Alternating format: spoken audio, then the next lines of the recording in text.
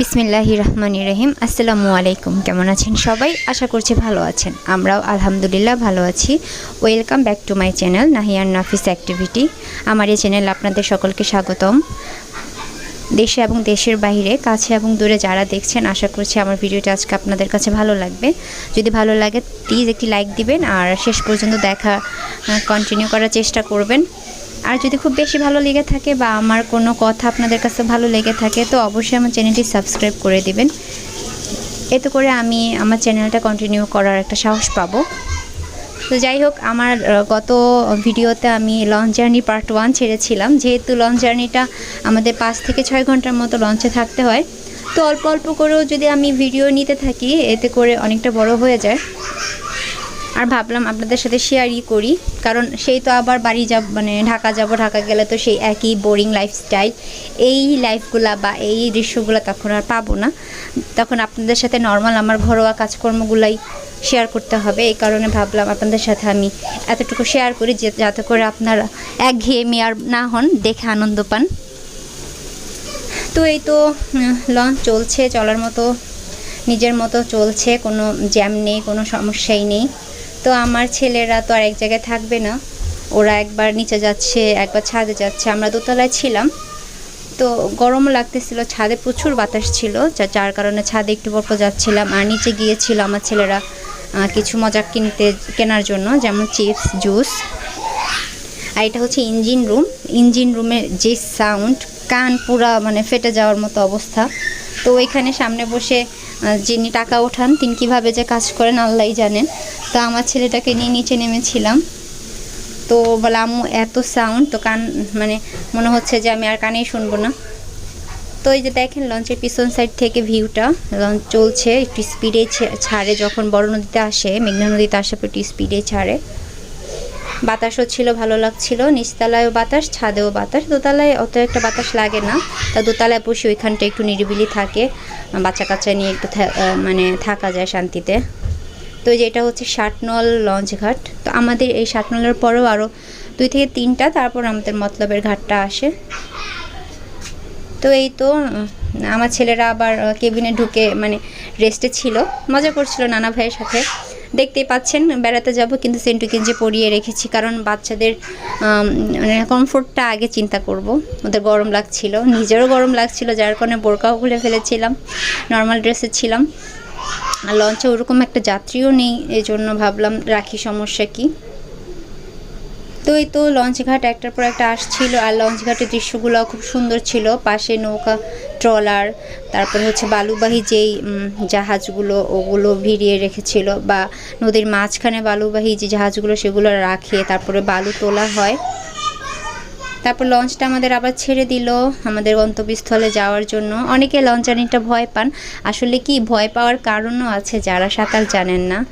আর তাছাড়া ভাবেন কি, মানে এমনিতে যদি সড়ক পথে কিছু হয় তাহলে অন্তত মানে কিছুটা হলেও চেষ্টা থাকে বাঁচার, কিন্তু নদী পথে যারা সাঁতার না জানেন একেবারেই চান্সটা শূন্য, এই কারণে ভয় পান। তা আমি মনে করি কি, যেখানে মৃত্যু হবে বা যেখানে আপনার কপালে খারাপ থাকবে সেখানে হবে, সেটা সড়ক পথ হোক, নদী পথ হোক, অথবা আপনার ঘরে বসে থেকেই হোক।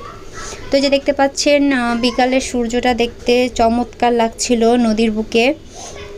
আমি এটা অনেকক্ষণ তাকিয়েছিলাম আর ক্যামেরা বন্দিও করে নিলাম। খুব সুন্দর লাগছিল নদীর উপরে মানে সূর্যটা। এমনি তো মেঘলা হচ্ছিল কিছুক্ষণ পর পর, আবার যখন সূর্যটা উঠছিল তখন স্নিগ্ধ একটা আলো ছিল, খুব ভালো লাগছিল। আর এই যে দেখতে পাচ্ছেন বালুবাহী একটা জাহাজ নদীর মাঝখানেই আর কি থামিয়ে রেখে বালু উঠায়।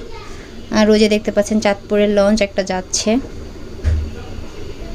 তো দৃশ্যটা দেখে আমার খুব ভালো লেগেছিল, কারণ সচরাচর তো আমরা বিল্ডিংয়ের মধ্যে এরকম খোলামেলা সূর্য সেরকম দেখতে পারি না। ঢাকা শহর তো একেবারে কি বলবো, বিল্ডিংয়ের সাথে বিল্ডিং লাগানো। তাও আমারটা একটু খোলামেলা আছে, অনেকের বাসা তো আপনার বাইরের আলোটাও মানে ঘরে ঢুকে না, এরকম একটা অবস্থা। দিনের বেলাও লাইট জ্বালিয়ে রাখতে হয়। তো এই যে দেখতে পাচ্ছেন এটা হচ্ছে আরেকটা লঞ্চ ঘাট, এটা হচ্ছে এখলাসপুর। আপনারা আমার ভিডিওতে একটা নাম দেখতে পাচ্ছেন। ওয়ার্নিংয়ের কাজ চলছে। আর এইখানে বেশি একটা যাত্রী তেমন ওঠে না, বেশিরভাগই নামে। যাত্রী যা ওঠার ওই মুন্সিগঞ্জে ঢাকা থেকেই উঠে যায়। আপনাদের সাথে আর এই নদীপথের দৃশ্যগুলো শেয়ার করতে করতে আপনাদের সাথে বলে রাখছি, আমার এই ভিডিওটা যদি আরেকবারও বলে রাখছি, যদি ভিডিওটা দেখে থাকেন আর এতটুকু পর্যন্ত আমার বকবক শুনতে মানে শুনে আসছেন, তো আমি আশা করছি একটা লাইক দিবেন, আর লাইকটা দিয়ে ভিডিওটা কন্টিনিউ করবে, এতে করে আমার ভিডিওটা আরও 10 জনের কাছে পৌঁছবে। আপনাদের একটু সাপোর্ট আমার জন্য অনেক কিছু, আপনাদের একটু ভালোবাসা আমার জন্য অনেক কিছু, কারণ আমি নতুন, আমি এখানে এগিয়ে যাওয়ার জন্য আপনাদের সাপোর্ট প্রয়োজন আছে। তাছাড়া ভাগ্য তো একটা বড় বিষয়, অনেকে অনেক কষ্ট করে তারপরেও সেরকম সফলতা পায় না। তো সফলতা পাওয়ার জন্য দুটোই লাগে, আপনাদেরও সাপোর্ট লাগবে আর আল্লাহ তাআলার অশেষ রহমতটাও লাগবে। তো যে দেখতে পাচ্ছেন এখানে চর, নদীর বুকে চর, তো চরের মধ্যে গরু ঘাস খাচ্ছিল, বাচ্চারা খেলছিল, আর হচ্ছে সুন্দর সুন্দর সবুজ একটা দৃশ্য। তো আমাদের লঞ্চটা যখন এদিক থেকে এদিক টার্ন করে তখন আর কি দেখতে খুব ভালো লাগে, কারণ তখন চারদিকের ভিউটা দেখা যায়। আর আমি তো 1 মিনিটের জন্য একদিকে বসে থাকিনি, যে দেখেন আমি একদম লঞ্চের মানে মাথায় এসে পড়েছি যেখানে আমরা উঠেছিলাম। এইখান থেকে দৃশ্যটা আরও অপূর্ব লাগছিল, আর এখান থেকে ভিডিওটা একদম সুন্দর করে করাও যাচ্ছিল। বললাম না, চাইলেও আমি মানে বসে থাকতে পারছিলাম না। আমাদের লঞ্চটার নাম হচ্ছে MV গ্রিন ওয়াটার 7। আমাদের এই লাইনে বললাম, গত ভিডিওতে বলেছিলাম যে একটাই লঞ্চ, তেমন একটা লঞ্চ এখন চলাচল করে না। আমার মা বলে এই লঞ্চটা যদি চলাচল বন্ধ হয়ে যায় আমাদের গ্রামে যাই বন্ধ হয়ে যাবে, কারণ আমরা তেমন একটা বাসে জার্নি করে কমফোর্টেবল না, তারপরেও যেখানে যাওয়া লাগে বাধ্য হয়ে তো যেতেই হয়। আমার ভিডিওতে আজকেও আপনারা নয়েজ পাবেন, কারণ আমার বাচ্চারা ওইদিকে নানা ভাই এসেছে, তাদের নানা ভাইয়ের সাথে খেলা করছে। আর নয়তোবা আমি তো মানে সুন্দরভাবে ভয়েস দিতে পারবো না, এখন ওরা বারান্দায় খেলা করছে আর আমি এক কোনায় এসে ভয়েস দিচ্ছি। তো এই তো আমি আর আমার আম্মু বেশিরভাগ একা ছিলাম, আর নানা নাতিরা এক এক জায়গায় এক এক সময় যাচ্ছিল। তো এই যে এটা হচ্ছে আরেকটা লঞ্চ ঘাট, এই লঞ্চ ঘাটে এই লঞ্চ ঘাটে একটু সামনে আমার ফুফাতো বোন থাকে, তা আমরা চেয়েছিলাম ওইখানেই প্রথমে যাব, যেহেতু বাসায় যেতে যেতে প্রায় সন্ধ্যা হয়ে যায়। বাবা বললে এইবার না, যখন আমার ভাই সহ যাবে তখন একসাথে সবাই ফুল ফ্যামিলি মিলে যাব। তো এবার আর যাওয়া হয়নি। এই জায়গাটাও অনেক সুন্দর, মানে একদম প্রকৃত একটা গ্রাম যেটাকে বলে। নদী আছে, গাছগাছালি আছে, ঘর আছে, গরু আছে, সব কিছুই আছে। আর প্রায় সূর্যটা ডুবো ডুবো ভাব, একটা স্নিগ্ধ একটা আলো ছিল, দেখতে খুব ভালো লাগছিল। তো এইটাই লাস্ট, এরপরে বোধহয় আরেকটা আসছে নাকি সঠিক জানি না, মনে হয় এটাই শেষ, তারপরে আমরা আমাদের গন্তব্যস্থলে পৌঁছে যাব। তো এখন লঞ্চটা খুব স্লো করে দিবে, যেহেতু নদীটা একটু ছোট হয়ে এসেছে, এই দিকটা একটু লঞ্চ আসতেই চালায় সব সময় দেখেছি। তো দেখতে পাচ্ছেন লঞ্চ ঘাট থেকে লঞ্চ ছেড়ে দিল,